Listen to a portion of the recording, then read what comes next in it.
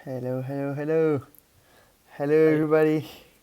No people about to see us, and hello, everyone. I can see we're 10 in here, so that's cool to see as well. Like some non faces. Hello, extra friend. Good to see you. Uh, so yeah, I'm pleased to present Maciej. Is it currently Maciej? Maciej. It's Maciej. fine. Okay. Okay. Nice. Yeah. Thanks a lot for coming today for today's workshops on Herodotus. Yeah, lots of people. Also, like you can see as well, like some hackers already building and using your API to do some questions. So I'm sure it will be like highly valued at workshops to onboard people on your amazing tool. Um, so yeah. So now the stage is yours, and have a nice time. Okay, thanks. Yeah, I hope I help some people. But yeah, we'll see. So second, sharing my screen. Okay. Spoilers. Okay. Can you see everything and is everything fine? Yes, on my end, everything is fine. Cool, cool. Okay, so hey everyone, I'm Maciej. I'm doing backend mostly infrastructure on in Herodotus, and this is our workshop. And I guess my goal is to just give some background and then more like hands-on and materials you can use and work with Herodotus and build cool stuff. So starting on with some background. It's just a little bit in depth, but starting from basic stuff. So, what is a blockchain? Why it's important? Mostly why it's important for storage proofs, because yeah, we all know kind of why it is important normally. So, basically, a blockchain is just a chain of blocks, right? And why is it a chain? Because it's connected. So, when we start off with some block, the first block, like the genesis block, we have a hash, and we don't have a previous hash, and then the next block has the parent hash of it, the previous block inside itself, and so on. So we basically chain the blocks together, and this way we have like a reproducible path and everything. So there's also the concept of ankle blocks, and this is something we won't touch in depth, but basically it exists. So I'm just brushing up on some stuff. So uh, when talking about storage proofs, we also have to talk about what actually is storage. So in Ethereum and in blockchain stuff, most of the things are basically Merkle trees. So what do we mean by that? It's a data type, a cryptographical provable data type that basically you have some data, imagine a database or whatever, and you hash the elements, and then you hash all the elements together until you get some root, which is the commitment of the whole tree. And then if you, for example, want to prove that, I don't know, in this data slot, you have like an NFT that belongs to you. So you want to prove this one storage slot, then you have to generate a Merkle proof, which basically consists of the thing you want to prove, which is this, and all the other stuff, all the siblings hashes. So basically, without revealing B, C, and D, we can create a proof providing only the things that are needed. So when we hash the A, we get this one, and then we need to provide the blue hash of the B, and then we can calculate this one. And then to calculate the root, we need this hash that we don't have. So we provide those three things, and we can actually compute the roots. And basically, if the roots match, everything is fine. So yeah, this is basically the concept of storage proofs. Like when you go when you present it easy enough. So it always comes down to proving storage from some cryptographic data structure, in this case, Merkle proofs, Merkle trees and Merkle proofs. So if you want to prove anything like NFT balance, ERC tokens, transaction data, anything, everything is stored in those Merkle trees. And to create a storage proof, you basically create a Merkle proof for the given storage.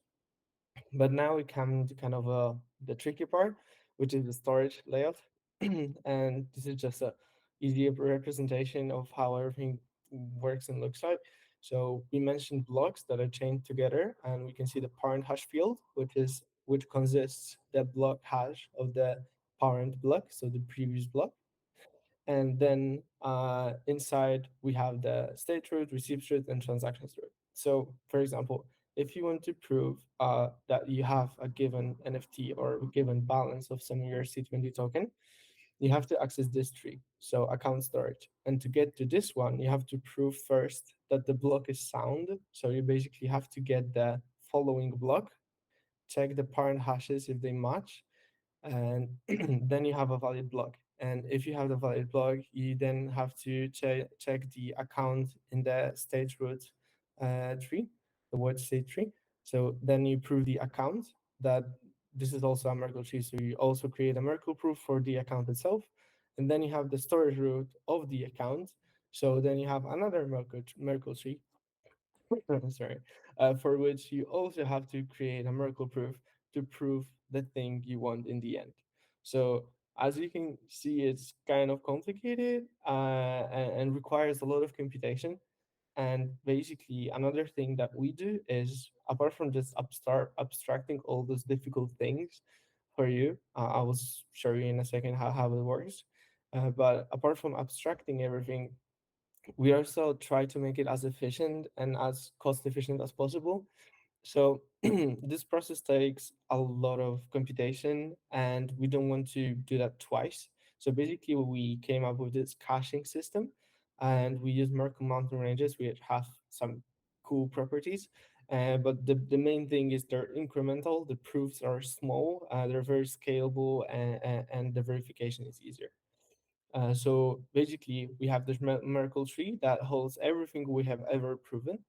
And then if you come in and, for example, want to access, let's say, the same account, not even the same storage, but the same account, then if we already have that, the proof will be way cheaper for you and way faster. But another thing is, obviously we cannot keep all of this on chain, because it's just too much data and it would be big and expensive. So this is where ZK comes in. What we do is we store the whole tree off chain, but we do all the updates and we store the commitment of the mountain range on chain. So then if we want to prove that, for example, I don't know, you have this some proven data in here that we already stored here, we don't have to, like, we generate an off-chain ZK proof that basically is validated on chain against the MMR root. And if everything is sound, then the data we provided is correct. So basically, this is just me explaining you how we are trustless and how basically even like cash or anything else we do, we try to do trustless. So there's also another subject, which is proving a lot of data and proving historical data. So imagine you want to prove the whole chain. So I don't know, you want to get statistics block by block of some Uniswap stuff or anything. Then you want to prove the whole chain, which is obviously huge, which is millions of blocks and just insane amounts of computation, and calling this one simple proof endpoint and verification all the time would be also very expensive. So what we also came up with is basically making recursive proofs for this context that are very parallelizable. So basically, you can compute those smaller proofs in parallel, and then those bigger proofs also in parallel, and then at the end you compute the whole thing. So it also kind of looks like a tree if you think about it, but it's just some cool stuff that we do to make it more efficient and cheaper. Okay, but this was the hard stuff, and we want to abstract everything. So let's just come back to the easy stuff and talk about storage proofs. So what are the use cases for storage proofs? Basically anything. So now you imagine you have trustless access to all the chains, all the layers of Ethereum, all the shards of Ethereum. You have trustless access to all of them, and you can basically, instead of bridging, you can read the state of another shard and get any data you want. And on top of that, you get access to full historical data. so you can read everything trustlessly from all the blogs you want. So yeah, we just have a few examples on here on the screen, but basically it's just up to you to think of great use cases and exciting stuff that you can do. It's just unlocking a lot of new stuff that we're very excited about, and we can't wait what you come up with on this hackathon. So yeah, and all of this we want to make simple. So instead of this all complicated stuff, proving many things, we just give you an access to an API where you basically specify the origin and destination chains. You specify the point in time, which is the block number.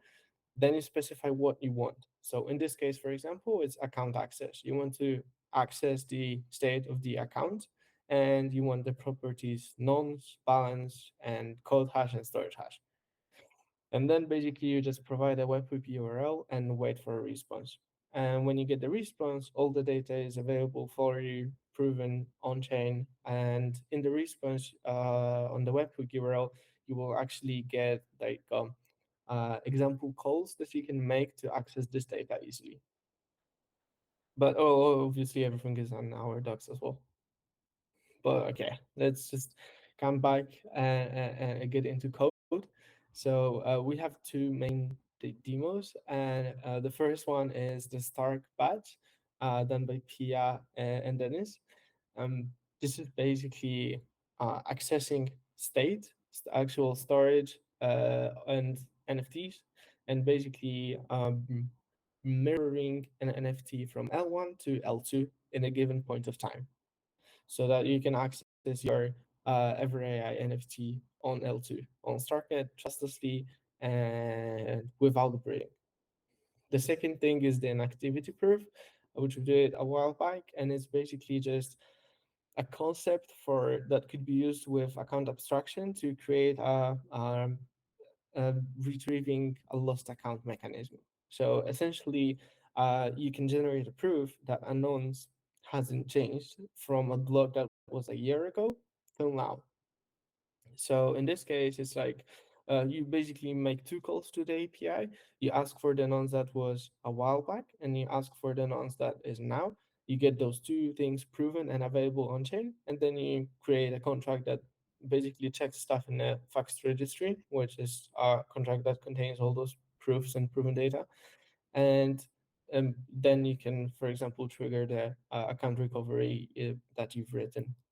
And yeah, these are the links for the stuff, but I guess I will just also put everything in the Twitch chat, or some of my teammates will, I hope. But just so you get easy access to it.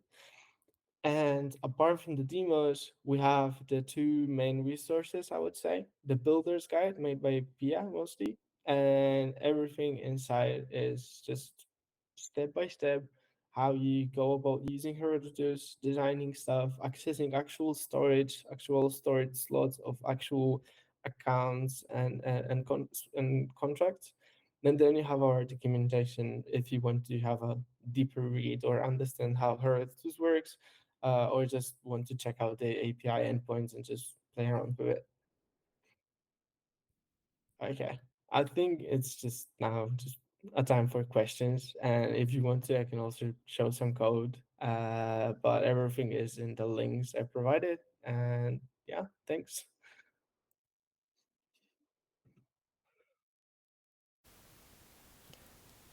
Yeah, thanks a lot, Maciej. Someone asking if we can get the link to the slides Sure, and maybe as well like all the slides. sure. I'm just sending it now. Some This is the slides.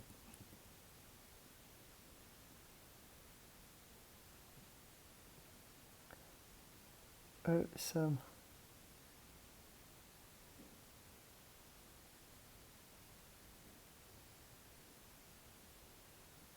nice.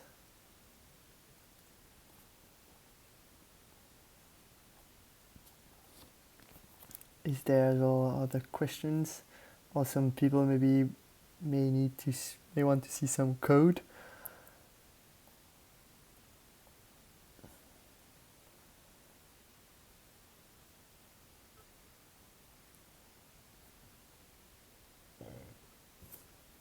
Okay, I can just quickly, for example, show the simple usage of the API, but it really comes down to just request. So essentially, this is, for example, the inactivity proof repo. And what we did here is we get the since block and the until block. So you get the block number and you get the block number minus 1 year distance in blocks. And then you basically make two requests. I don't know, using Axis, Fetch, whatever, or in another language, anything. Just HTTP requests. So you get the API URL, and in here we have the origin in curly, destination starting curly, the block numbers as follows, and then you specify the web URL. In this case, it's an account access, and we just want nonce. So this is the whole request, and then you essentially wait for the webhook. So in here we have the webhook route, and we just wait for the webhook. When we got it, we just create like a proof task, but this is really just implementation detail. But essentially, you get the response, and when you get the response, everything is proven and available.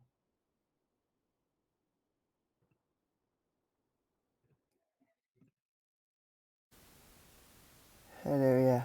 Okay. Thanks for quick overview. Um, so yeah, so we have a few questions here. So the first question is like, so we would, if the root match with what? Uh, maybe can be more precise in your question, or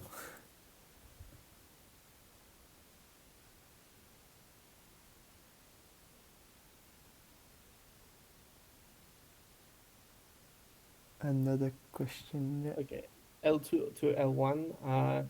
Theoretically, yes, we're working on this, but not yet. For now, we have uh, girly to start and girly and to z kissing. Okay, and OX friend also asking, possible to read and write data from L1, yeah, using this API. You can read data from L1 on StartNet or on z kissing, but there is no write functionality. Oh, you can see that we have as well the king Marcelo in the chat. Yeah.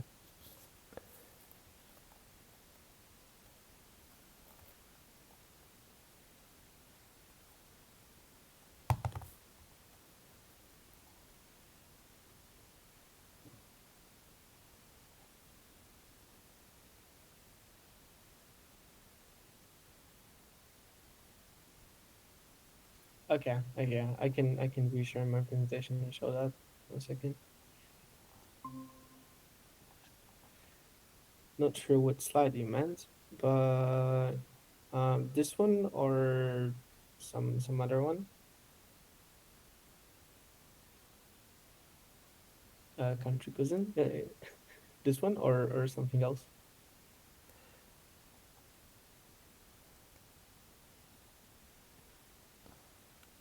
Uh, if it's this one, then basically, uh, when the roots match means that actually proving something in a Merkle tree or in a Merkle mountain range, because it's essentially very similar, it comes down to calculating the root hash. So in here, let's say we have the complete tree and we have the stored somewhere, and we calculated the root hash, this final thing that's basically the commitment of the whole tree.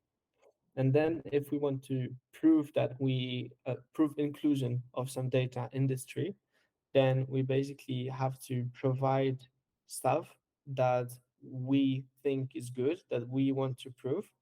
And from these things that we've provided, we try to calculate the root hash. So in here, you would hash the A, then hash the hash of A with hash of B, then you would hash those two things and you would end up in a root hash. And then you basically compare if the root hashes match. So in a like classic design, let's say, you would store the root hash, the commitment of the tree on chain, and you would store the whole tree off chain.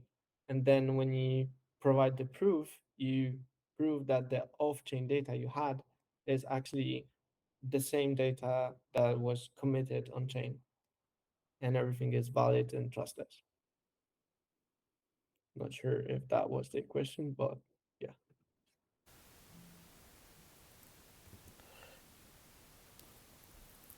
Yeah, let's wait if it's country cuisine. Understood.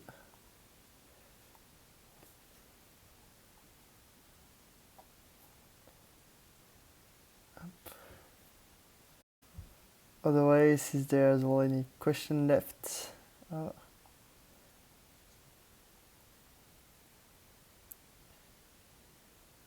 But either way, Maciej as well will be reachable uh, in the description of. Yeah, nice, he got it. Nice, yeah. So Maciej contact will be available in the description of this video on YouTube, and also will appear as a mentor on the TakeI platform. So Sure. if you Feel still free have to a reach out. question, feel free And to if you reach have any out. questions for Herodotus, yeah, we will answer all of them. Yeah, feel free as well to reach out on the Twitter. I'm sure they or the Discord as well. I think your Discord is available into the Herodotus Bounty on the TakeI platform. Feel free to jump there and to ask your questions. So if no one has any more question, I think a good time to wrap up. Thanks a lot, Maciej, to come and to have came and to give that really nice explanation of what storage proof and what Herodotus is and how to use the API. It was really a pleased moment to have you, and Thanks for having us. and thanks for everything. See you. Goodbye, everyone. Bye.